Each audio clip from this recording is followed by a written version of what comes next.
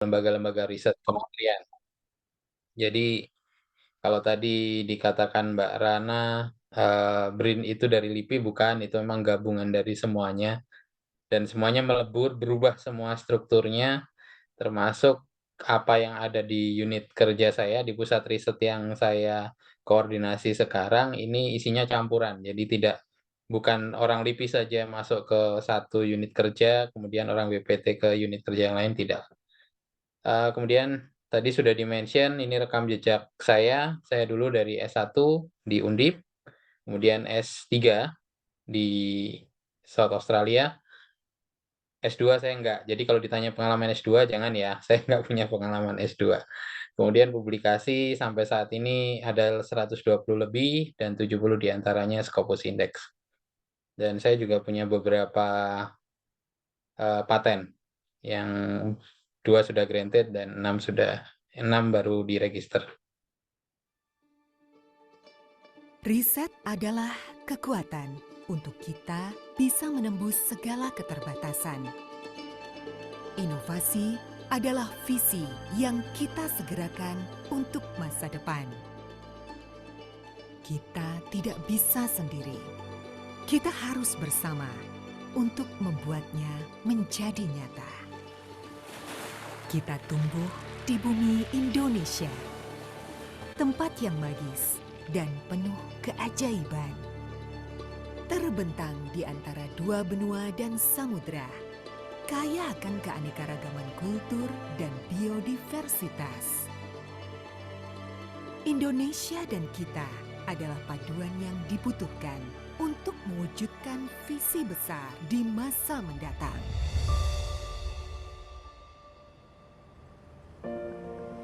Layaknya sebuah orkestrasi, Badan Riset dan Inovasi Nasional atau BRIN hadir mengharmonisasikan berbagai kegiatan penelitian, pengembangan, pengkajian, dan penerapan, serta mensinergikan riset dan inovasi di Indonesia. Membentuk ekosistem yang terdiri dari 7 kedeputian, 12 organisasi riset, dan 85 pusat riset yang diantaranya Organisasi Riset Penerbangan dan Antariksa, Organisasi Riset Tenaga Nuklir, Organisasi Riset Energi dan Manufaktur, Organisasi Riset Kebumian dan Maritim, Organisasi Riset Hayati dan Lingkungan, Organisasi Riset Elektronika dan Informatika, Organisasi Riset Ilmu Pengetahuan Sosial dan Humaniora, Organisasi Riset Arkeologi, Bahasa dan Sastra, Organisasi Riset Kesehatan, Organisasi Riset Nanoteknologi dan Material, Organisasi Riset Pertanian dan Pangan, Organisasi Riset Tata Kelola Pemerintahan, Ekonomi, dan Kesejahteraan Masyarakat. BRIN juga mendorong riset dan inovasi menjadi ekosistem di Indonesia yang maju dan berkembang dengan 2 sasaran utama.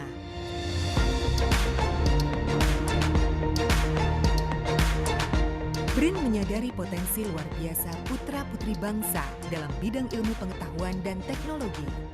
Untuk itu, berbagai kebijakan riset dan inovasi diarahkan untuk menghadirkan kompetensi SDM iptek terbaik.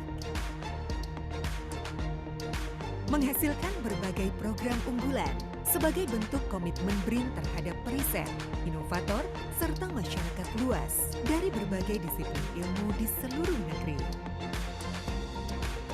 Peningkatan kualitas ekosistem riset dan inovasi di Indonesia juga tercipta melalui kolaborasi dengan berbagai kementerian, lembaga, industri di dalam negeri, dan pemerintah daerah, di antaranya dengan dibentuknya Badan Riset dan Inovasi Daerah atau BRIDA. Selain itu, kerjasama dengan berbagai lembaga riset di luar negeri juga terus didorong melalui partisipasi aktif sebagai anggota dalam berbagai organisasi dan forum internasional.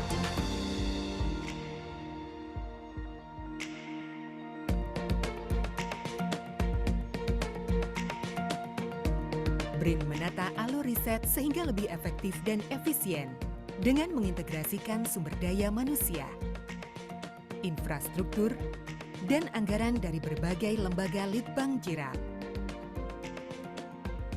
Berorientasikan prioritas riset nasional, BRIN melakukan evaluasi secara komprehensif untuk setiap percepatan yang tengah berjalan.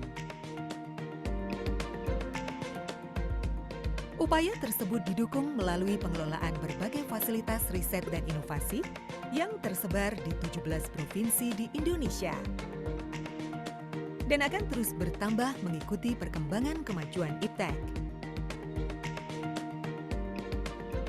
BRIN terus meningkatkan kontribusi riset dan inovasi terhadap pembangunan nasional melalui pembangunan dan revitalisasi 4 kawasan sains dan teknologi atau KST.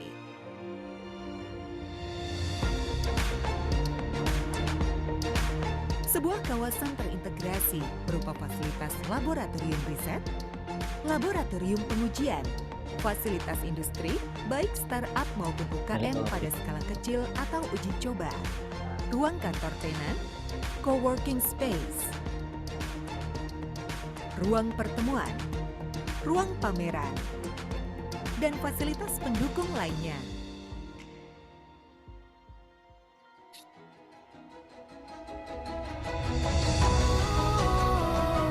BRIN hadir untuk mewujudkan cita-cita menuju Indonesia Emas 2045. Melalui konsolidasi sumber daya IPTEK, menciptakan ekosistem riset, dan fondasi ekonomi berbasis riset. Menjadikan Indonesia sebagai rujukan dunia dalam pengembangan dan pemanfaatan ilmu pengetahuan dan teknologi, kebijakan, serta kemanfaatan bagi umat manusia. Alam adalah sumber inspirasi. Ilmu adalah fondasi. Dan mengamalkannya untuk kemajuan bangsa.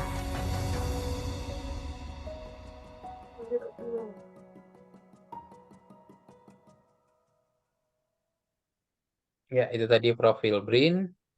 Dan ini struktur dari BRIN yang ada saat ini luar biasa besar. Strukturnya ada 10.000 lebih riset yang dinaungi di dalam BRIN saat ini. Di dalam struktur ini saya ada di bawah organisasi riset pertanian dan pangan.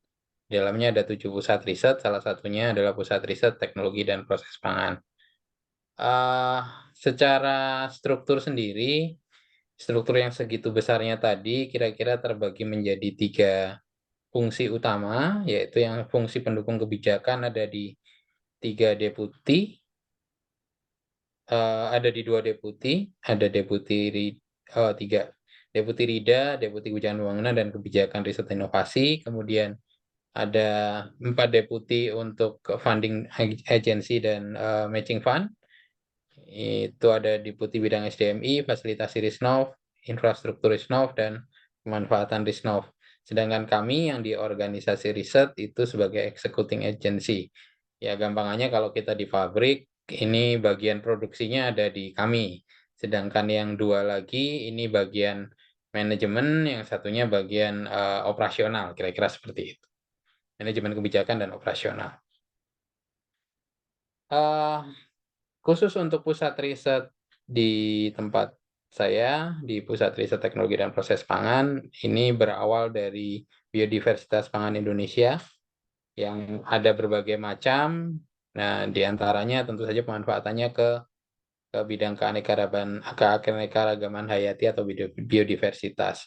Nah, seperti yang kita ketahui, sudah banyak data yang menyampaikan atau menunjukkan bahwa biodiversitas Indonesia itu nomor 2 untuk darat, sedangkan nomor 1 kalau udah digabung dengan yang biodiversitas laut. Jadi biodiversitas kita luar biasa besar, dan kalau kita mapping, ini berdasarkan mapping dari Departemen Kementerian Pertanian, jenis karbohidratnya banyak, jenis buah-buahnya banyak, jenis sumber proteinnya banyak, dan seterusnya. Ini sumber pangan semua. Yang itu perlu diolah, perlu digali secara fungsionalitas bahannya, kemudian perlu diinovasi agar menjadi berbagai macam produk, kemudian bagaimana itu diawetkan, kemudian bagaimana itu dipastikan keamanan pangannya. Nah, itu yang menjadi tugas kami di Pusat Riset Teknologi dan Proses Pangan. Eh, Saat ini di PRTPP, Pusat Riset Teknologi dan Proses Pangan, ada 135 periset aktif yang terbagi dalam 16 kelompok riset. Dan kalau di BRIN, kelompok riset itu bisa berubah, bertambah, dan berkurang setiap tahun. Jadi ini terus terjadi refocusing kelompok riset sepanjang tahun. PRTPP sendiri berlokasi di Jogja. Jadi kalau tadi ada yang alumni UAD atau ada yang masih ada di UAD pasti tahu atau mungkin belum tahu juga karena BRIN khususnya untuk PRTPP yang ex LIPI itu lokasinya ada di Gunung Kidul, tidak di kota Jogja. Sementara di kota Jogja sendiri ada 2 fasilitas BRIN yang lain. Nah, kalau kita ke Jogja, pasti kita cari wisata ya, wisata alam, mau itu pantai ataupun gunung, wisata budaya, ada keraton, kemudian candi-candi, kemudian pertunjukan budaya, kemudian wisata kuliner. Nah, itu mungkin yang menjadi salah satu sebab kenapa Pusat Riset Teknologi dan Proses Pangan ada di sini, karena dulu untuk LIPI itu menjadi salah satu pusat unggulan IPTEK untuk pengemasan makanan tradisional. Jadi kalau adik-adik yang ada di sini pulang ke Indonesia, kangen masakan Indonesia, cari aja makanan kaleng. Karena itu pasti lolos imigrasi, secara keamanan pangan aman, rasanya tidak jauh berbeda, bahkan beberapa sudah sama dengan apa yang ada kalau kita beli di Indonesia secara langsung. Ini output risetnya selama 2 tahun sejak BRIN berdiri atau sejak PRTPP berdiri, sudah ada 264 jurnal, 228 proceeding internasional, paten sudah ada puluhan, jurnal nasional juga puluhan. Dan ini ada beberapa purwarupa capaian penting yang kita capai dalam beberapa tahun terakhir. Ini ada beberapa olahan terkait sorghum, kemudian ada terkait juga dengan halal. Kemudian beberapa teknologi yang ada, terutama yang sudah menjadi paten, itu sudah dilisensi oleh industri. Nah, ini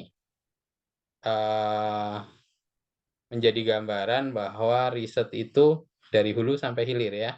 Dari hulunya ada purwarupa, ada publikasi-publikasi, hilirnya yaitu dimanfaatkan oleh stakeholder. Tidak harus industri, tapi ini salah satu indikator dengan adanya lisensi berarti dimanfaatkan oleh industri. Kemudian kami juga punya media diseminasi online, webinar series, Ngaji Teknologi dan Proses Pangan. Ngajitek dulunya Ngajitek, sekarang jadi Ngajitek Prop. Sampai saat ini sudah sampai ke series 15. Kalau ingin melihat arsipnya, ketik aja Ngajitek Prop di channel YouTube BRIN Indonesia.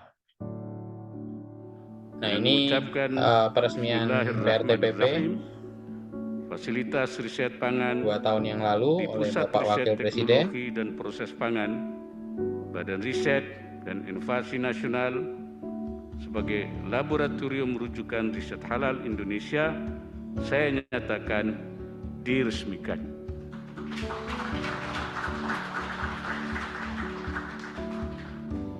Oke, ini saya skip saja.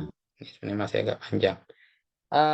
Oke, itu tadi perkenalan tentang BRIN, tentang institusi atau unit kerja pusat riset tempat saya bekerja saat ini. Kalau kita berbicara tentang inovasi, salah satu yang menjadi catatan kita saat ini adalah competitiveness Indonesia ada di peringkat 34 menurut salah satu lembaga internasional, tapi masih nomor 4 di Asia. Tapi khusus untuk inovasi, menurut WIPO, kita Global Innovation Index-nya baru di ranking 61 dari 132 negara. Dan sebenarnya peningkatan yang cukup signifikan justru semenjak dibentuknya BRIN. Jadi mungkin dari situ indikator-indikator inovasinya jadi terkumpul semua, sehingga lebih mudah didata oleh lembaga internasional yang melakukan rankingan. Jadi sejak 2021, 2020 85, 2021 87, kemudian 2022 mulai meningkat dan sekarang di 2023 kemarin di peringkat 61. 10 tahun yang lalu kita ada di peringkat 85. Jadi selama 10 tahun sampai tahun 2021 kemungkinan naik turunnya tidak terlalu signifikan. Dan dalam rentang kira-kira 4-5 tahun terakhir, Indonesia termasuk yang mengalami peningkatan peringkat inovasi yang cukup luar biasa. Nah, kalau kita berbicara dari hal ini mungkin selain selain salah satunya restrukturisasi BRIN tadi, juga, semakin banyak invensi-invensi yang bergerak menjadi inovasi. Salah satunya yang kalau kita contohkan banyak, perusahaan-perusahaan online yang skalanya, skalanya besar ya, istilahnya unicorn, startup-startup jadi unicorn dan sebagainya. Itu mulai banyak ada di Indonesia, eee, artinya inovasi itu berjalan karena invensi yang ada itu sudah termanfaatkan atau terkomersialisasikan. Kemudian, nah itu juga menunjukkan kalau sudah semakin banyak inovasi berarti beberapa tahapan transfer teknologi atau perubahan teknologi dari, eee, teknologi yang berupa output riset tadi ya, yang masih publikasi, kemudian paten dan sebagainya, sudah mulai, banyak dimanfaatkan dan artinya sudah mulai banyak yang melewati fase death valley, fase kematian di sisi komersialisasi. Karena kalau kami di BRIN punya patokan, kalau kita punya 100 teknologi yang dihasilkan, itu mungkin hanya akan ada 10% yang berhasil ke tahap komersialisasi, dari 10 tadi mungkin hanya satu atau 2 yang survive sampai akhir. Kemudian juga, eee, adanya startup tadi, itu juga sudah mulai yang sudah survive ya, mulai menunjukkan bahwa kita sudah mulai siap masuk ke blue ocean market, di mana blue ocean market itu berarti kita mulai bersaing, terhadap produk-produk yang, tingkat competitiveness-nya rendah karena berbasis teknologi baru. Beda dengan red ocean, itu barang-barang biasa yang banyak di pasaran sehingga tingkat persaingannya secara teknologi ataupun secara market itu masih sangat tinggi. Dan kalau kita baca di salah satu, kemarin saya baca sih di salah satu, website begitu bahwa 5 alasan, kita harus berinvestasi atau kita perlu melakukan investasi lebih ke STEM education, itu salah satunya karena penggerak dari ekonomi adalah kolaborasi yang baik antara STEM education dan STEM industries. Dan untuk mengkoneksikan itu, tentu saja, ada aliran-aliran riset yang bisa mengembangkan industries dari, yang dihasilkan di STEM education. Nah, tadi kita sudah berbicara bagaimana ekonomi bergerak, salah satunya dengan kita memperbanyak STEM education dan STEM industries, sehingga teknologi kita meningkat pesat, atau dari situ teknologi yang kita hasilkan semakin banyak, sehingga peluang untuk teknologi itu menjadi industri atau menjadi inovasi ataupun eee, menjadikan teknologi di tahap komersial yang berhasil itu semakin tinggi, karena tadi patokannya kalau di BRIN itu 110 1 atau 110 2. Jadi kalau ada 100 pasti ada paling tidak ada satu atau 2 yang sukses. Nah, kalau di 100 ini kita perbanyak, berarti akan semakin banyak yang sukses atau, sampai di tahap komersialisasi yang sukses. Makanya kita harus melakukan penelitian, khususnya di bidang STEM. Apa sih penelitian itu? Adik-adik bisa Google, riset itu apa, tapi secara mudah, berarti mencari, itu berarti kembali, mengulang, search itu mencari, berarti mencari kembali.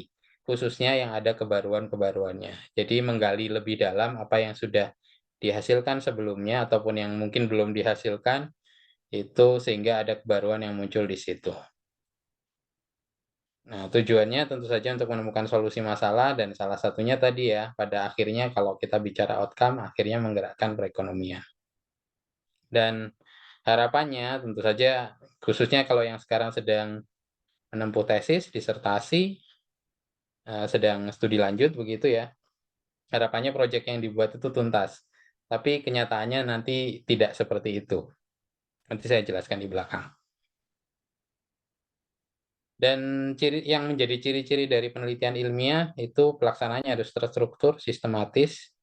Jadi sebenarnya kalau adik-adik sekarang dalam tahapan sekolah ya, belum di tahapan sebagai periset murni begitu atau orang yang bekerja secara full di dalam dunia riset, adalah membangun mindset agar dalam melakukan project, dalam melakukan riset itu membuat tahapan-tahapannya terstruktur atau sistematis.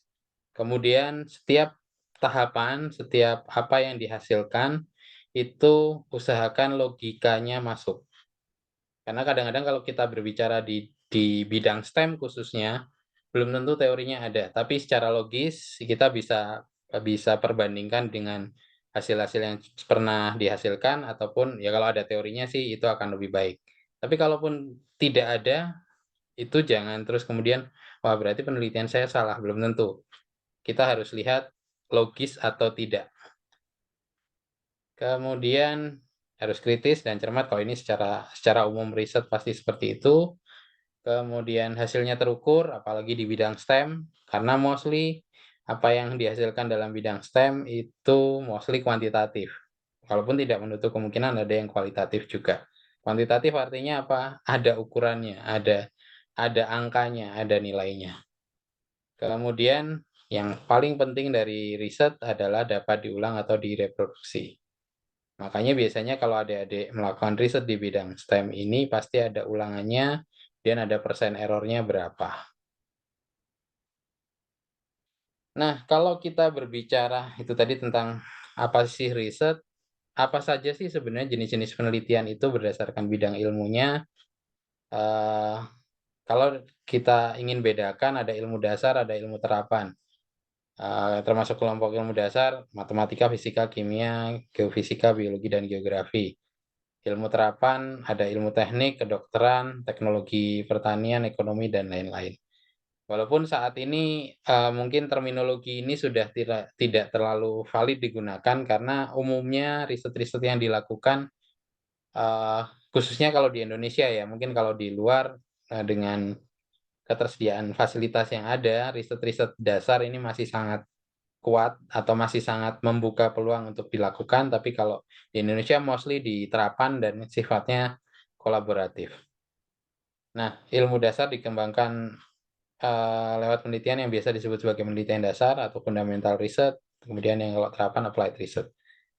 Tapi seperti yang saya katakan tadi, sebenarnya sudah tidak relevan, tapi yang penting ada kebaruan itu bisa dikatakan sebagai, riset atau kegiatan riset.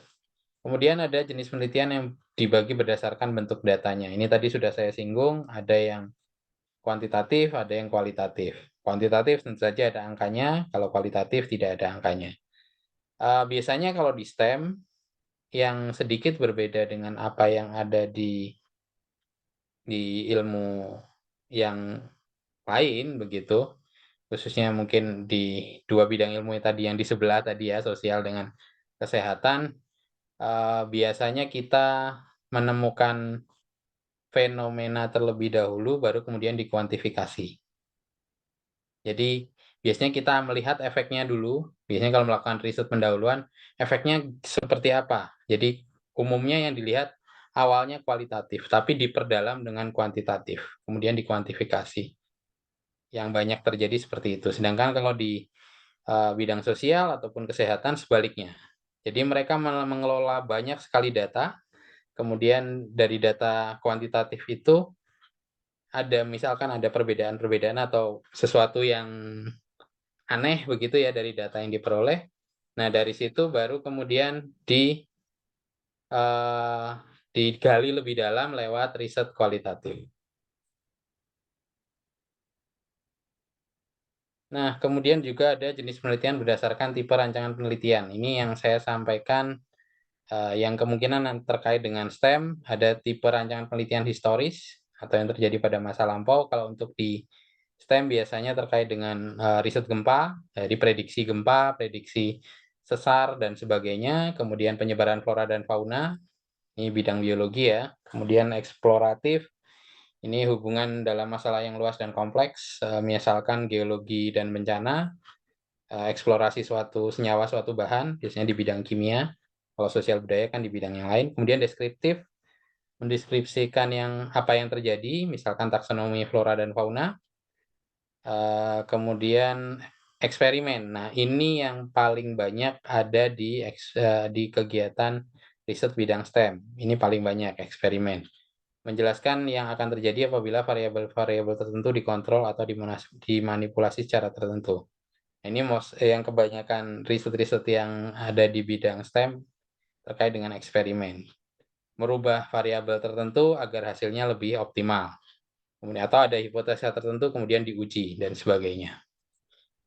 Nah, kalau kita bicara tahapan penelitian pasti berawal dari sini. Jadi kalau tadi bidang-bidang penelitian dia dibagi apa saja, ada ide, kemudian dibuat usulan penelitian. Biasanya kalau adik-adik mahasiswa berarti ini tahapan proposal begitu ya. Kemudian rancangan penelitian, dikoleksi datanya. Kalau proposalnya sudah disetujui, ya sudah kita lakukan riset, kemudian diolah. Kemudian kalau sudah mendapatkan data, itu hasil pengolahan data bisa menjadi karya tulis ilmiah, bisa juga sebagai bahan untuk presentasi di seminar atau simposium ilmiah. Nah, kalau kita bicara tadi publikasi, bagaimana kita mencari publikasi atau mempublikasikannya kemana? Sebenarnya beberapa publisher-publisher besar sudah ada fasilitasnya. Jadi kalau kita masuk ke Elsevier, Springer, itu tinggal ketik saja di Elsevier, kemudian jurnal finder-nya seperti apa, jurnal suggestor-nya seperti apa. Dan itu sudah lebih mudah ya sekarang untuk mencari alternatif-alternatif jurnal di bidang-bidang tertentu. Tinggal ketikkan saja kata kuncinya apa yang ingin dimasukkan. Kemudian kalau kita submit ke jurnal, kan banyak yang bilang, "Oh, submit jurnal itu mahal," dan sebagainya. Sebenarnya tidak juga, karena ada banyak sekali jurnal yang gratis. Oh, terus kemudian ada statement, "Oh, kalau gratis biasanya lama atau manajemennya kurang bagus, manajemen pengelolaan jurnalnya kurang bagus." Enggak juga, karena sebenarnya untuk artikel-artikel dengan publisher, keren, Elsevier, Wiley, Springer, kemudian ada yang lain lagi, itu, eee, justru beberapa yang sifatnya submission gratis, asal kita mampu atau teliti ya, melihat track record-nya, berapa lama dia memproses itu, justru banyak yang sifatnya cepat. Baik itu dari sisi responnya, ataupun dari sisi reviewnya, dan banyak yang sifatnya gratis.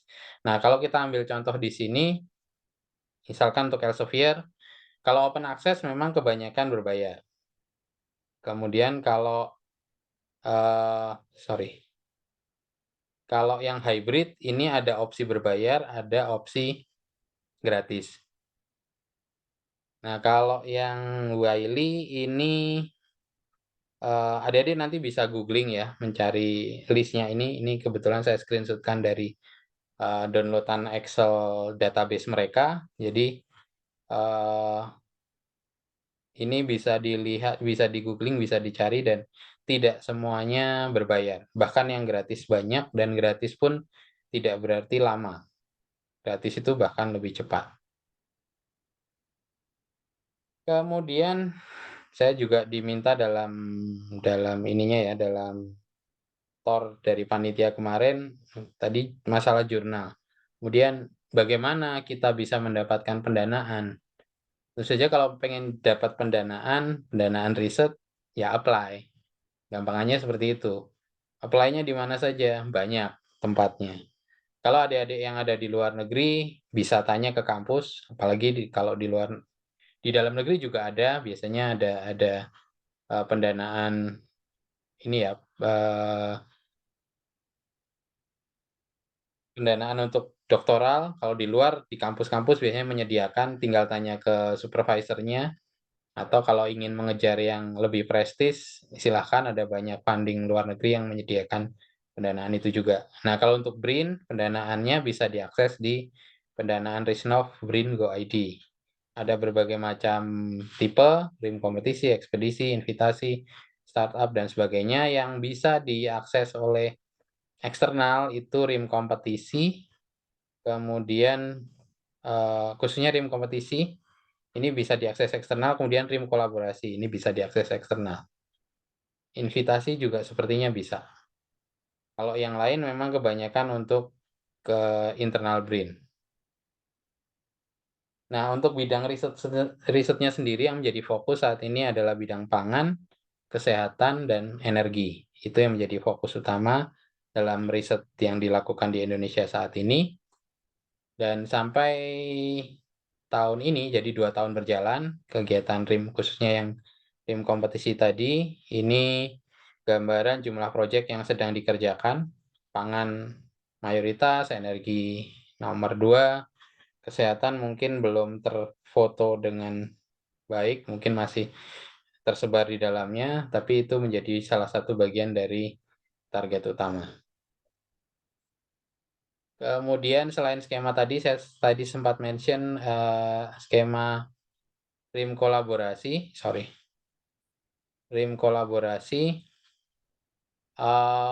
ini relatif baru setahun ya, kalau nggak salah dari tahun lalu atau awal tahun ini. Ada kegiatan kolaborasi yang bisa melibatkan industri ataupun melibatkan funding dari luar, funding agensi dari luar yang akan berkolaborasi dengan kegiatan riset yang ada di Indonesia. Ini beberapa funding agensi yang sudah dan sedang melakukan open call kolaborasi, ada AirAsia, JSPS, Tubitak, dan sebagainya. Jadi DEVAT Koneksi, ini untuk Australia, BPDPKS ini untuk yang internal dalam negeri. Nah, kalau untuk yang luar negeri ini biasanya menuntut ada partner dari Indonesia, baik itu dari BRIN dan dari kampus, kemudian ada partner dari sisi asing, sisi luar. Jadi kalau adik-adik apalagi nih yang PPI dunia, posisinya ada di Eropa dan Amerika, begitu bisa mungkin memanfaatkan skema kolaborasi ini. Kemudian di BRIN sendiri ada skema manajemen talenta nasional. Jadi kalau nanti adik-adik sekalian, atau mungkin sekarang ya, ini khususnya di dalam negeri, itu ada kegiatan riset yang dikolaborasikan dengan BRIN, bisa melamar sebagai riset asisten. Ada insentif di dalamnya. Kalau yang sudah lulus, khususnya lulus S3, baik di dalam ataupun di luar, bingung mau ngapain? Nah, di BRIN juga ada skema postdoktoral. Jadi adik-adik kalau nanti sudah selesai sekolah, bisa coba melamar ke skema postdoktoral yang ada di BRIN. Ada insentifnya juga. Kemudian ini sedikit cerita saya saja terkait sekolah ya. Dulu mesti adik-adik juga, apalagi yang sekarang sedang sekolah, dulu pasti ada suka dukanya, dan apa yang saya alami dulu juga seperti itu.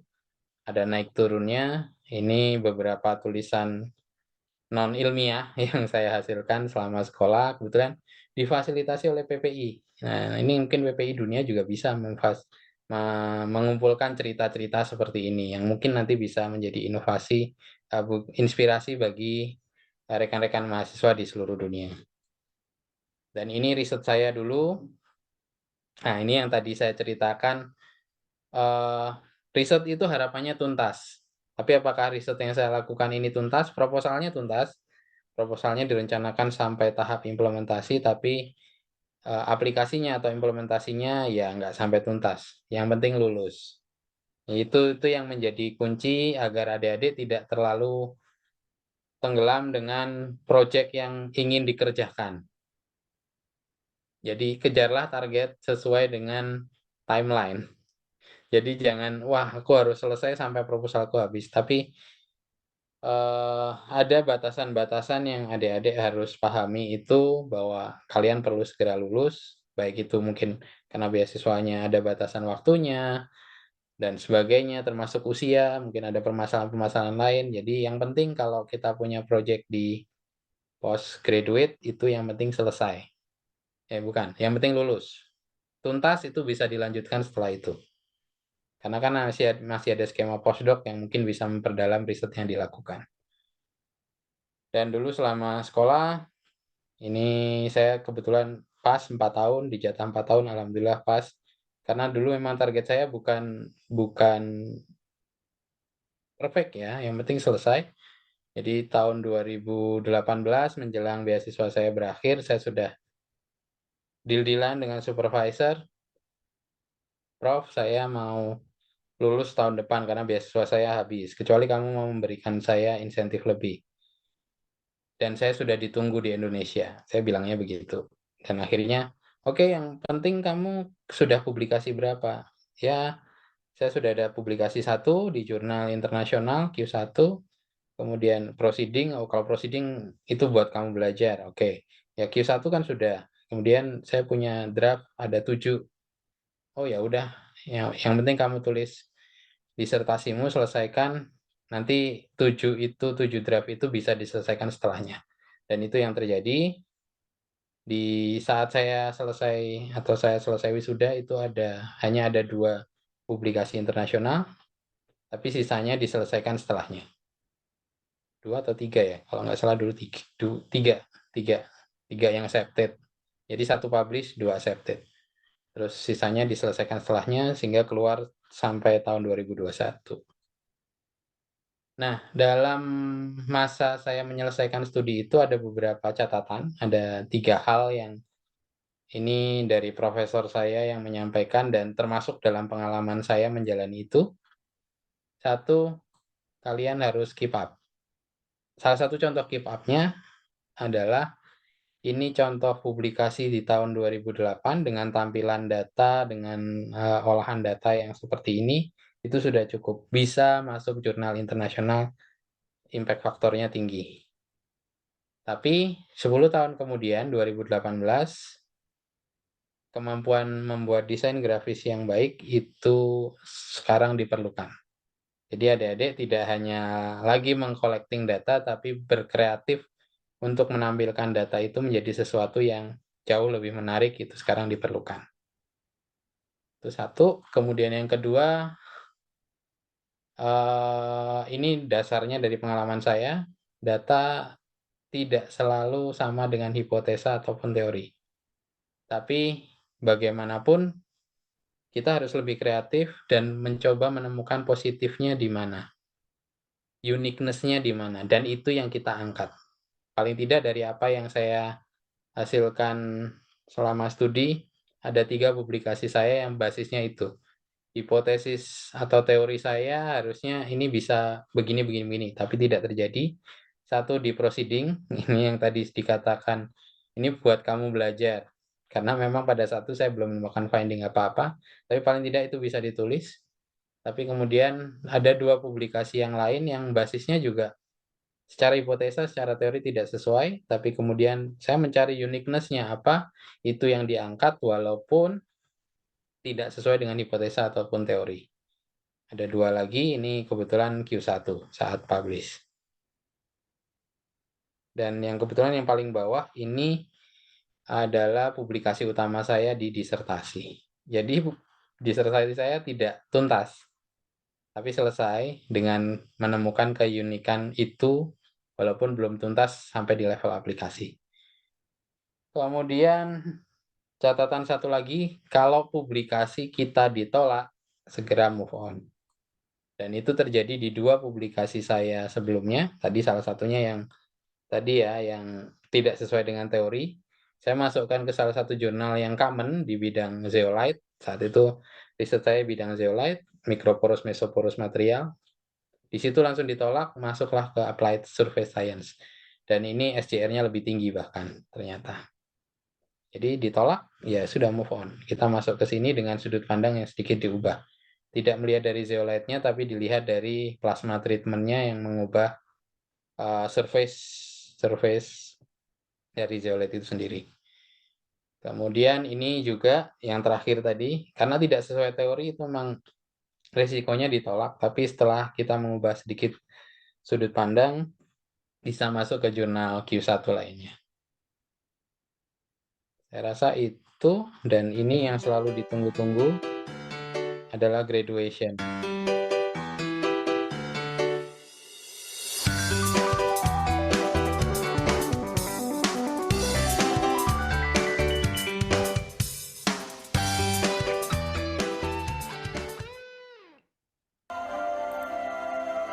Kebetulan supervisor atau profesor saya ada 4 orang, 4 pembimbing dari 4 benua yang berbeda.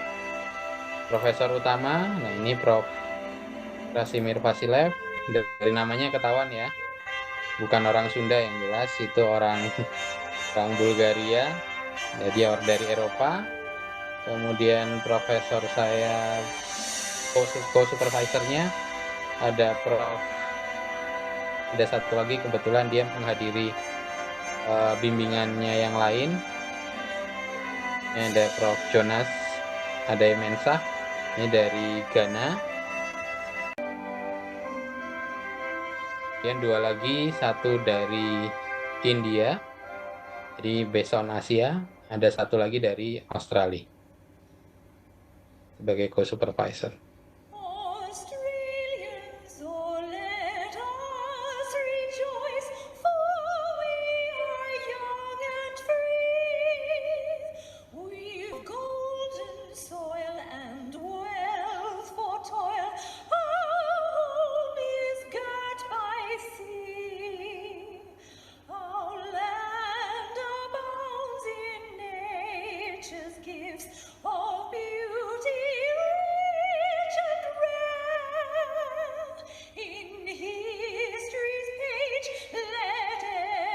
Doctor of Philosophy, Satrio Credo Wahono, by thesis entitled Natural Zeolites and Plasma Surface Engineering for Innovating Biogas Purification and Advanced Absorbents. Chancellor, I present Dr. Wahono.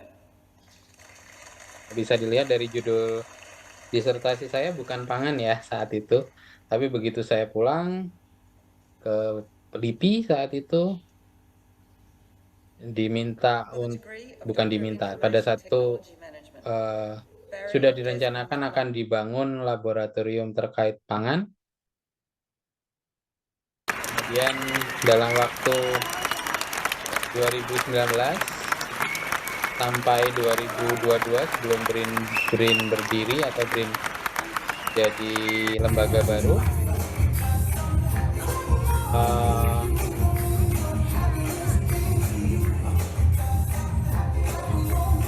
saya mendirection semuanya termasuk diri saya sendiri agar risetnya tidak lagi di bidang pangan. Risetnya ke arah pangan. Jadi dari ilmu yang saya dapat di disertasi ini khususnya terkait dengan plasma, tadi ada plasma ya. Terkait dengan plasma tadi itu saya gunakan untuk kepentingan pangan. Makanya tadi saya katakan adik-adik saat ini masih sekolah, yang paling penting adalah bagaimana membangun mindsetnya atau pola pikirnya.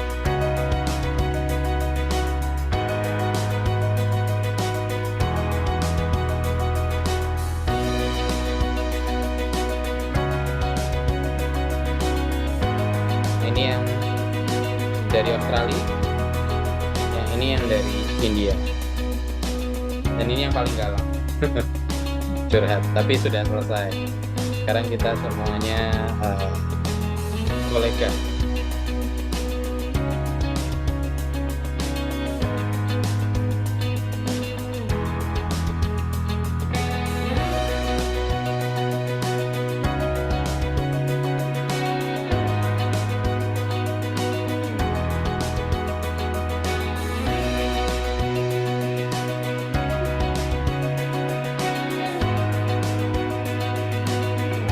Ini teman-teman seperjuangan, mayoritas lagi PhD tadi. Ini teman lab, satu dari Australia, satu dari Spanyol.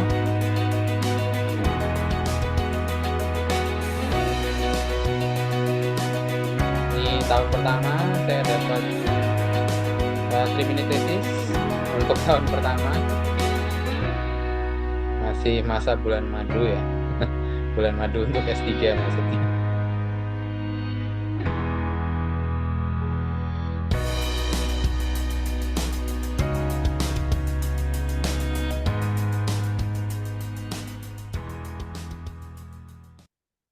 Ya, mungkin ini satu tips dari saya bagaimana kita bisa menulis dan melakukan riset. Mulailah dengan cinta atau kita sebut passion untuk anak-anak zaman sekarang. Harus passionnya dulu. Jadi passion bidangnya juga, passion topiknya juga.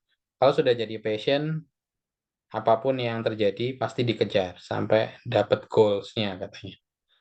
Kemudian direncanakan dengan matang. Nah, ini proses ini ada pada saat adik-adik sekarang lagi kuliah. Bagaimana membuat segala sesuatu yang dikerjakan dalam riset nanti itu terencana dengan terstruktur dan sistematis. Kemudian prepare, siapkan bahan, data, dan literatur yang sesuai. Ya pasti harus, karena ini riset atau karena ini ilmiah, jadi harus dipersiapkan. Kemudian pray, doa.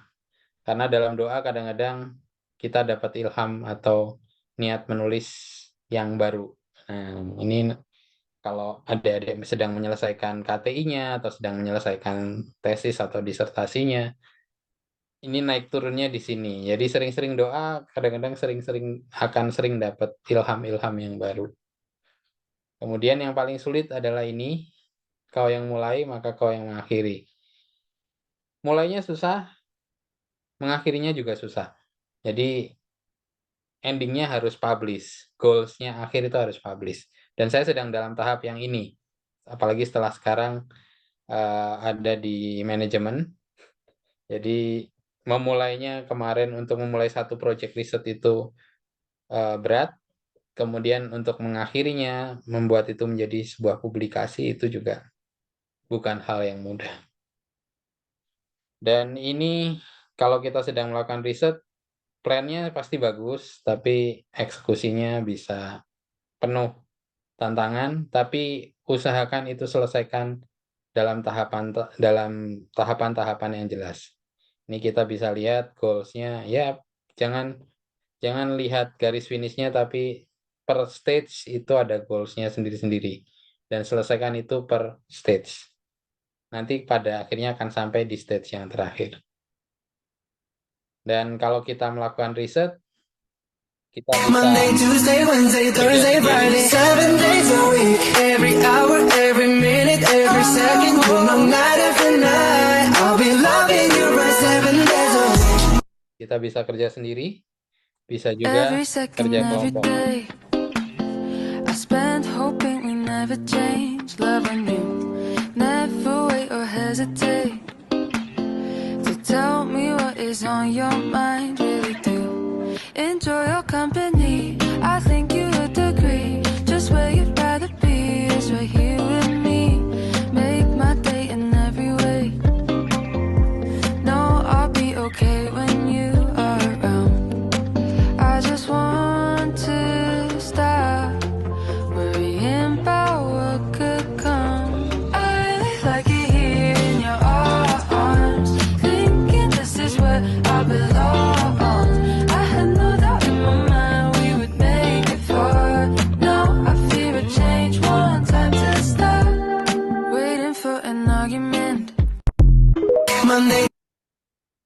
Itu yang bisa saya sampaikan hari ini. Ini foto pamer saja. Saya sudah ketemu RI1 dan RI2. Kalian jangan ngiri ya. Oke, terima kasih. Saya kembalikan ke Mbak Rana. Terima kasih banyak Bapak atas materinya yang disampaikan dan juga motivasinya. Ini benar-benar sangat memotivasi Pak, terutama saya sendiri karena sekarang lagi di penulisan tesis yang mungkin kadang kan kayak tadi Bapak bilang harus kamu yang memulai, kamu yang mengakhiri. Jadi itu motivasi yang sangat baik sekali Pak buat kita-kita yang mungkin lagi di closingan apa namanya masa studi Pak. Nah mungkin kita langsung aja ke Q&A ya Pak. karena keterbatasan waktu juga mungkin akan ada 2 penanya saja untuk sesi kali ini. Tadi sudah ada beberapa yang raising hands duluan, ada Mas Indra dan Mas Rona. Jadi mungkin, Mas Indra dulu dipersilahkan untuk bertanya. Oke, baik Kak Rana Farasati. Oke, terima kasih. Dan sebelumnya saya juga mengucapkan terima kasih ke PPI Amerop yang awalnya saya ingin belajar terkait riset gitu di riset akademi, tetapi ternyata menyediakan pemateri dari BRIN gitu. Nah, berkaitan tentang itu juga Pak Satrio, jadi saya tuh sudah lama mengikuti BRIN. Ya, terutama pada launching riset invitasi ini RIM invitasi ya dan lain sebagainya itu khususnya di RIM invitasi strategis. Jadi saya sebenarnya punya ide gitu ya Pak. Nah, tapi setelah tanya-tanya terkait persyaratan ternyata harus ada dari pihak BIN. Nah, sedangkan saya sekarang itu seorang mahasiswa S2 gitu. Untuk ketuanya ya Pak, ketua di RIM Invitasi Strategis. Nah itu yang pertama, bagaimana cara mencari partner yang tepat di BRIN. Nah yang kedua itu terkait tujuan dari RIM Invitasi ini. Jadi RIM Invitasi Strategis ini itu lebih ke bidang yang lebih aplikatif atau gimana? Maksudnya hasil outputnya itu yang menarik itu, maksudnya yang diterima itu yang lebih aplikatif atau yang metodologi juga nggak apa-apa gitu. Gitu. Ya selanjutnya yang terakhir ini sebentar lagi kan saya lulus S2 ya Pak. Berarti terkait dari penjelasan Bapak yang sebelumnya itu bisa mendaftarkan sebagai riset asisten di BRIN gitu. Dan karena kebetulan saya juga tertarik gitu di masa depan nanti siapa tahu habis lulus S3 saya masuk BRIN gitu Pak. Terima kasih. Ya. Langsung saya jawab, Mbak Rana? Ya Pak, Atau boleh. oke. Oke, dari yang pertanyaan terakhir dulu ya. Riset asisten itu syaratnya harus mahasiswa. Jadi beda dengan postdoc tadi ya. Kalau postdoc memang harus selesai S3 bahkan belum berafiliasi kalian bisa masuk postdoc. Tapi kalau RA syaratnya itu harus mahasiswa dan terlibat dalam kegiatan riset yang ada di BRIN. Judulnya bisa saja dari kampus, tapi ada irisan dengan co-supervisornya yang ada di BRIN. Nah, Mas Indra ini bidangnya apa? Nanti jawab yang pertama dan kedua tadi. Ya, jadi setelah dicari-cari emang dari supervisor saya itu ini ya Pak, topiknya itu terkait ketahanan pangan gitu Pak. Nah dari ketahanan pangan itu tuh saya coba mencari-cari teknologi apa yang bisa diangkat. Ternyata di riset invitasi strategis ini menemukan satu gitu ya, salah satunya yang pengolahan citra satelit gitu Pak. Tuh Berarti ya di bagian oke ya. dan di situ karena saya dari matematika gitu khususnya ya mungkin nanti bakalan pakai metodenya menggunakan regresi atau metode machine learning yang lainnya gitu Pak. Oke. Kalau tadi kan pertanyaan-pertanyaan bagaimana cara mencari partner dari BRIN-nya. Nah, tadi sudah diceritakan basically mau ke pencitraan satelit, berarti carilah di organisasi riset yang terkait dengan antariksa. Sebenarnya X8 dulu. Nah, nanti di situ bisa memang mau tidak mau harus searching satu-satu ya dari periset-periset yang ada terkait dengan bidang-bidangnya, nanti apa yang sesuai begitu dan punya rekam jejak yang cukup begitu terkait dengan bidang yang sedang dikembangkan. Mau tidak mau harus seperti itu. Kalau ditanya riset RIM invitasi itu yang lebih banyak diterima yang apa? Yang namanya invitasi biasanya pasti ada goals. Jadi sebenarnya itu project top down dari pemerintah. Pemerintah dalam hal ini secara umum ya, bukan dari BRIN sendiri yang membuat inisiatif, tapi ada dari pemerintah yang memberikan penugasan. Kemudian dari penugasan itu di-share ke semua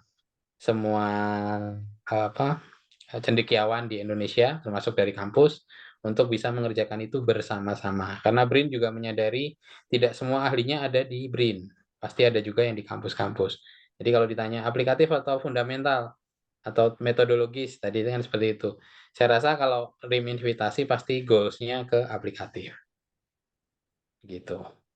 Nanti coba kalau untuk bidangnya pencitraan satelit ya, saya ada kenalan satu orang dari kebetulan dulu S3-nya bareng di South Australia juga di uni yang sama. Nanti saya share ke Mas Indra nomornya. Mungkin bisa tanya-tanya ke beliau siapa bidangnya yang sesuai.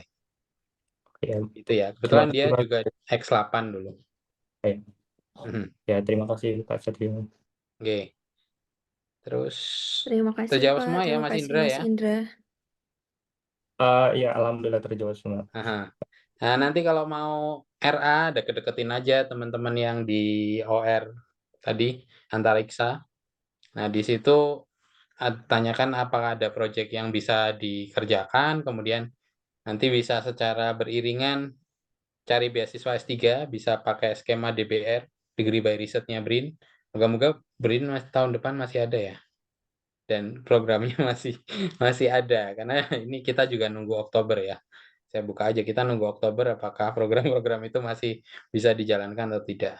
Itu bisa dijalankan, ambil beasiswa DBR, kemudian secara beriringan bisa ambil skema riset asisten. Nah, ini teman-teman di pusat riset atau riset-riset yang ada di situ tahu nanti modelnya seperti itu. Kebetulan saya tahun ini ada yang model begitu. Ada satu mahasiswa dari S1 dulu bimbingan saya bagus. Kemudian saya push untuk masuk DBR S2 dan sekaligus saya daftar riset asisten. Jadi dia tetap bisa mengerjakan kegiatan riset lanjutannya di BRIN, kemudian dia dapat insentif sekaligus sekolah. Nah, nanti kalau mau dapat RA ya gitu, ini S2 kan selesai. Nanti untuk lanjut S3 mungkin beasiswanya bisa dari mana aja, bisa dari DBR BRIN atau dari yang lain. Tapi nanti kalau mau ambil skema RA berarti mau tidak mau harus nge-lab-nya di BRIN. Karena itu nanti akan dapat insentif di sana. Makanya harus dikoneksikan dengan apa yang sedang dikerjakan di BRIN juga. Gitu. Terima kasih Pak, terima kasih Mas Indra Oke. pertanyaannya. Mungkin ini pertanyaan terakhir ya Pak, dari Mas Rona Ega tadi udah raise hands juga. Cek, bismillah. Dipersilakan. Ya, makasih Mbak. Nama saya Rona, saya sekarang lagi studi matematika juga di salah satu univ di Turki. Pertanyaan pertama terkait dengan kerjasama dengan beberapa BRIN, kerjasama dengan beberapa lembaga-lembaga riset juga yang ada di dunia. Nah, salah satunya tadi saya lihat juga ada Tubitak, Pak.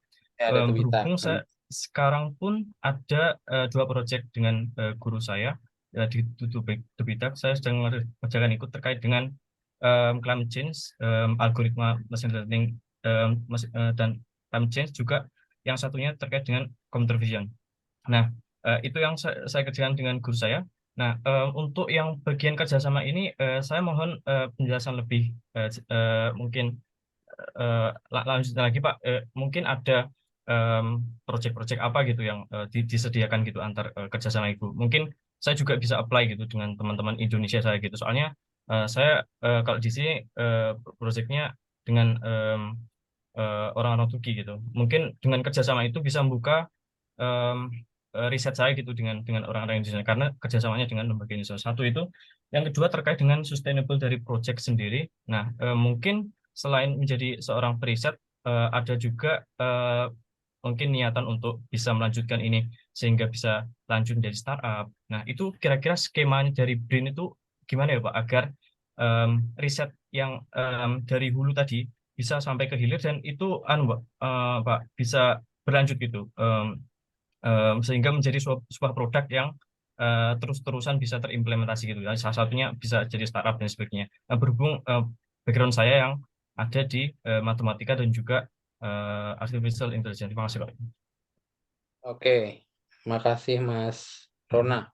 Saya konten kreator itu nyambi aja dikit ya. Oh iya, maaf ya, Pak saya. Itu kesibukan pada saat COVID. Eh, apa tadi? Yang terakhir terkait dengan kelanjutan riset. Sebenarnya di BRIN ada Iya, skema-skema yang tadi saya sebutkan ya. Ada skema untuk startup, ada skema untuk eh, kalau sudah ada usahanya, kemudian bisa dapat coaching klinik, pembinaan dan sebagainya itu ada. Cuma untuk ke arah sustainable biasanya strategi di BRIN ya. Ini saya sampaikan dulu strategi di BRIN. Kalau di BRIN setiap teknologi yang dihasilkan diharapkan ada patennya dulu sebelum itu dipublikasikan. Karena sebenarnya BRIN sebagai institusi, karena kita institusi riset ya jualannya paten.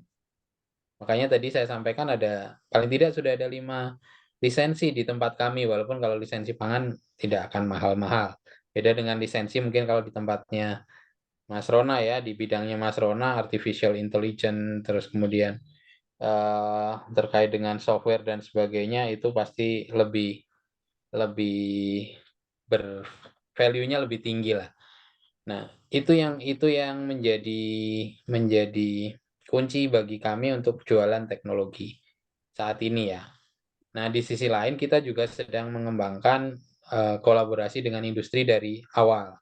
Jadi mapping masalah dari awal kemudian dikolaborasikan bersama dengan industri walaupun endingnya tetap juga nanti kalau sudah ada paten eh, feedbacknya itu kita dapatnya dari paten itu, dari royaltinya. Tapi kalau sudah dikolaborasikan dari awal, mungkin dari sisi royalti ataupun lisensinya, dia akan mendapat, gampangannya dapat diskon lah, karena sudah kolaborasi dari awal. Nah, itu strategi di BRIN. Nah, bagaimana dengan adik-adik yang mahasiswa seperti ini? Kalau pengen bikin startup dan sebagainya, bisa mencoba berkomunikasi tapi sayangnya dirimu ada di Turki ya.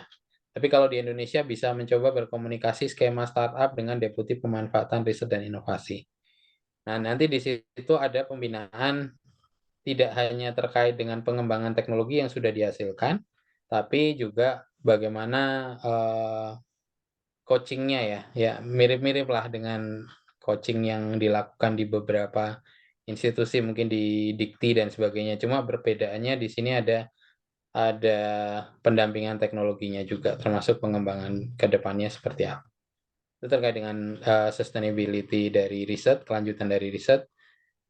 Kemudian terkait dengan Tubitak, yang saya dengar saat ini masih dalam tahap koordinasi bidang-bidang apa saja yang nanti akan dikolaborasikan.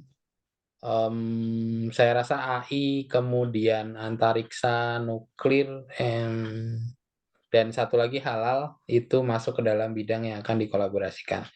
Tapi kick off-nya atau bentuk kolaborasi realnya sampai saat ini belum ada yang berjalan secara real.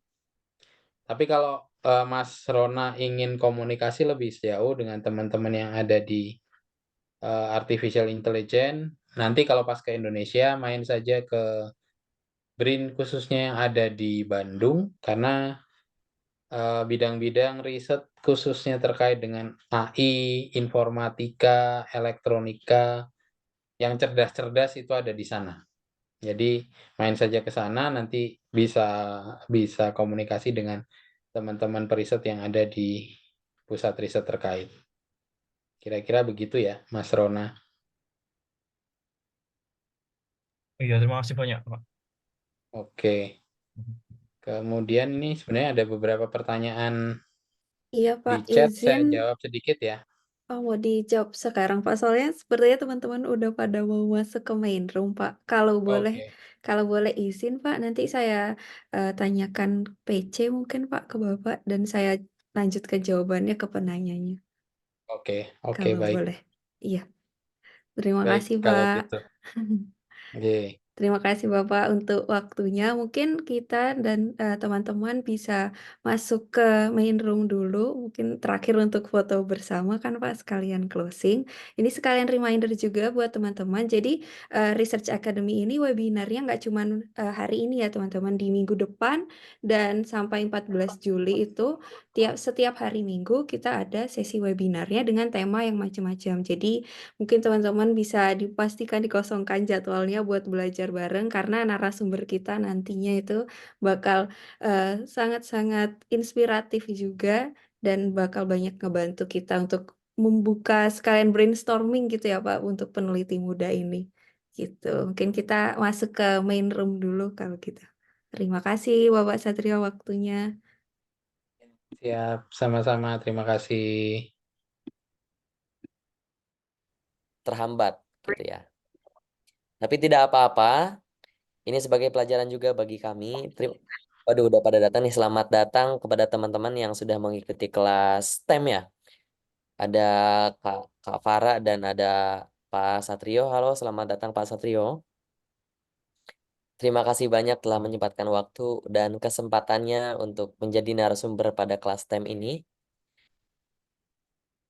Ya, sama-sama. Terima kasih, Ya, Mas terima kasih Dimas. banyak Pak.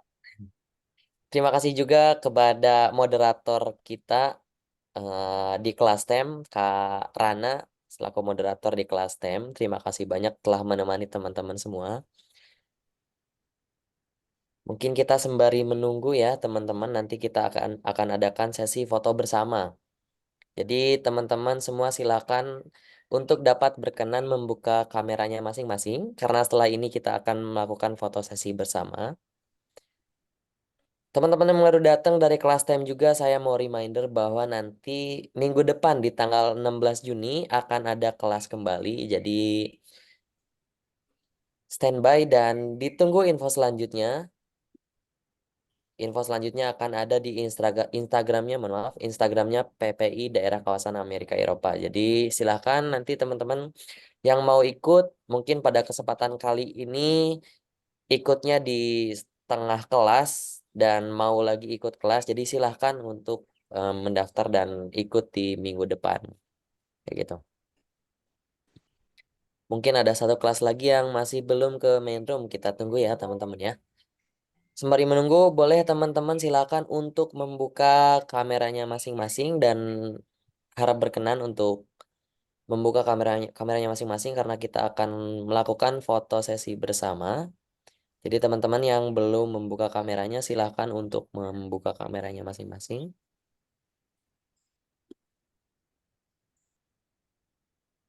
Siap, nggak apa-apa kalau masih di dalam perjalanan. Mungkin teman-teman yang lain ya, kalau seandainya free dan bisa on cam karena biar kita terlihat bahwa kita sudah melakukan kelas di Research Academy ini.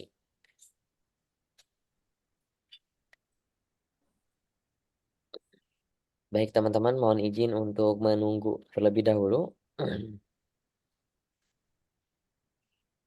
Teman-teman sembari menunggu mungkin ada di sini yang mau memberikan kesan dan pesan setelah mengikuti kelas di Health Science atau di kelas STEM. Silakan saya memberikan peluang kepada teman-teman yang ingin memberikan kesan dan pesannya untuk dapat raise hand. Jadi teman-teman yang mau memberikan sepatah atau dua patah kata bagaimana setelah mengikuti kelas dari masing-masing kelas tadi, silahkan teman-teman untuk dapat raise hand ya teman-teman ya.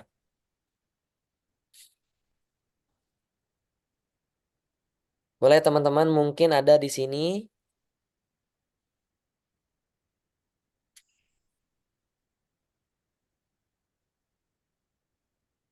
Teman-teman mau reminder kembali untuk teman-teman yang mungkin bisa membuka kamera atau on cam, silahkan untuk dapat membuka kameranya karena kita setelah ini akan melakukan sesi foto bersama.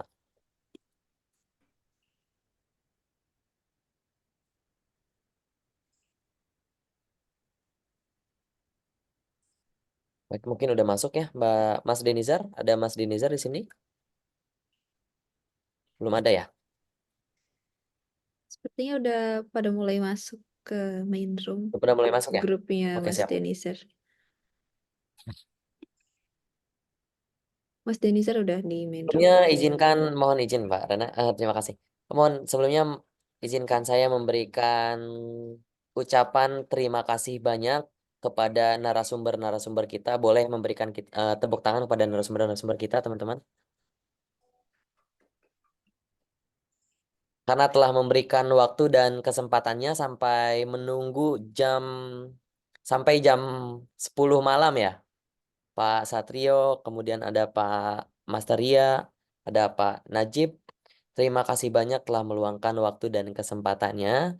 Mudah-mudahan apa yang diberikan di kelas tadi dapat memberikan manfaat untuk kita sebagai komponen dalam menuju Indonesia Emas 2045 nanti.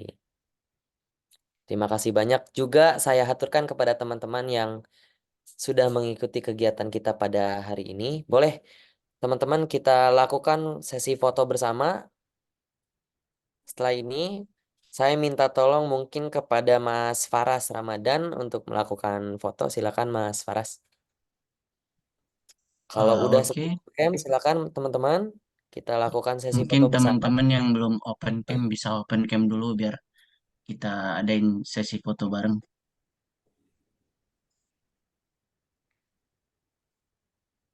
Oke, semuanya udah siap mungkin ya. Saya hitung ya dari 3, 2, 1. Oke, bentar. Udah siap Mas Faras ya? Oke, Siap 3, 2, 1 senyum teman-teman. Oke lagi 3, 2, 1 teman-teman. Oke, sekali oke, lagi mungkin ya biar sunnah kalau kalau dalam Islam biar ganjil jadi 3 kali. Jadi kita hitung lagi 3, 2, 1. oke. Oke, aman ya.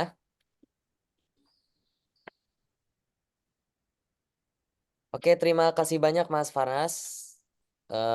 Saya ucapkan terima kasih kembali kepada narasumber-narasumber kita yang telah menjadi pembicara pada kelasnya masing-masing. Cukup kompeten yang saya lihat dan sangat banyak sekali wawasan yang bisa kita ambil dan insight yang bisa kita ambil. Apalagi kita sebagai pelajar pemula yang mungkin ingin menjadi seorang researcher kayak gitu.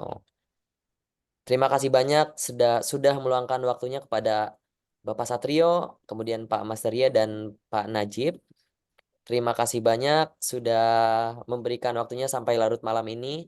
Juga saya haturkan terima kasih dan bangga sekali kepada teman-teman yang masih antusias untuk mengikuti kelas pada Research Academy ini.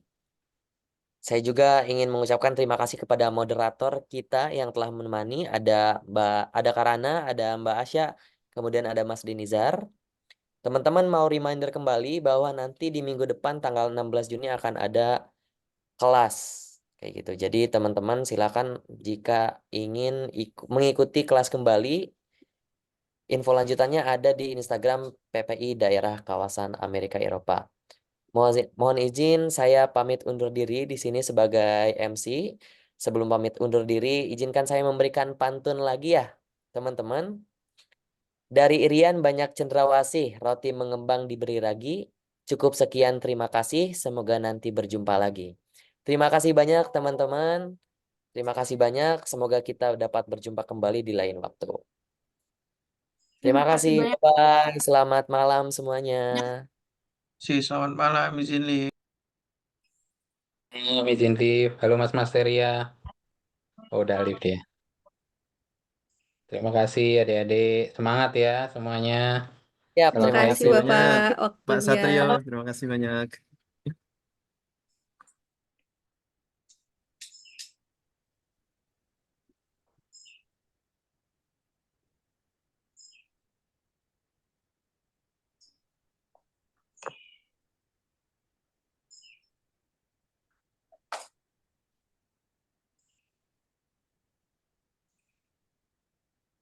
Kita stay dulu kali ya, Panitia. Boleh, Ya, boleh, boleh, stay boleh. dulu. Terima kasih teman-teman yang sudah hadir. Terima kasih, terima kasih, terima kasih. Saya haturkan, mohon maaf sebelumnya. Bye-bye. See you next time, teman-teman. Boleh untuk live ya, teman-teman.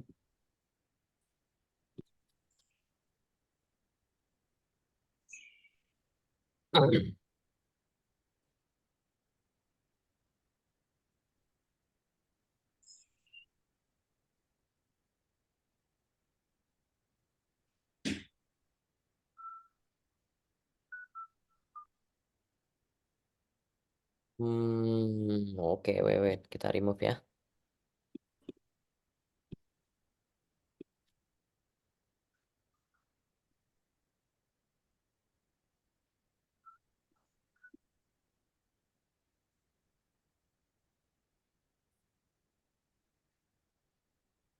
Oke. Oke, alhamdulillah, amin. Thank you Ah. semuanya. Oh my God. Ada masalah. Oke, Saya jadi tadi. tadi ternyata kalau mau share screen itu di warna hijau share screen itu kita klik kan ada yang tanda panah kecil, kita multiple participants can share simultaneously. Jadi bukan yang one Nah, iya, participant. iya. Jadi ternyata itu karena aku kira harus dijadiin co-host, tapi ternyata setelah kita jadi co-host juga kalau itu nggak diklik nggak akan bisa share screen. Jadi mungkin next time itu bisa kita cek sih. Iya, iya, iya. Tuh. Sama Iya, iya, iya, apa iya. ya? Mungkin ada yang mau ini evaluasi masing-masing. Mungkin jadi evaluasi aja dari waktunya tadi ya. Mungkin kalau misalkan briefing nanti harus 1 jam sebelum, jangan setengah jam sebelum mungkin ya. Karena tadi ngerasa masih belum pas kayak gitu. Jadi mungkin ini mudah-mudahan ini jadi evaluasi untuk minggu depan kayak gitu. Oke. Sama untuk minggu depan belum ada posternya ya. Dan itu kan kemarin Udah. udah ada. Itu Sudah ada. jamnya udah ya. Udah Oh jadi iya, nanti minggu minggu depan udah paling tinggal kasih jam sih. bakal adain games ya. Oke. Oke, tapi kalau Mungkin games game, aku nggak apa? janji sih, karena tergantung narasumbernya mau share PPT atau enggak share. Karena kalau Betul, betul. narasumber aku tuh nggak kayak tadi bapaknya nggak mau share PPT duluan. Oh, oke. Jadi kayaknya itu kita Ya, harus dan sepertinya tanyakan memang lagi. ya, sepertinya juga ini ya apa waktu untuk narasumber jelasin dan juga tanya jawab itu udah makan banyak waktu gitu. Artinya hal substansinya itu kita kan juga pengen dapat substansinya gitu ya. Itu kayaknya kok kalau kita ada games memakan waktu yang lain gitu. Tadi nggak ada game aja udah lama ya. Artinya beliau jelasin, tanya jawab gitu. Iya sih, benar. Itu Sama sih. kalau dari Mungkin STEM tadi gitu. disesuaikan itu ya. Oke, jadi kita kembalikan ke moderator ya. Kalau misalkan ada games ya silahkan, kalau enggak ya Benar. silahkan. Ini Itu masih recording kayaknya siapa ya? opsional ada. Masih. Ntar bisa Oh di-cut. masih. Kita Yang mau recording stop. Kak Farah.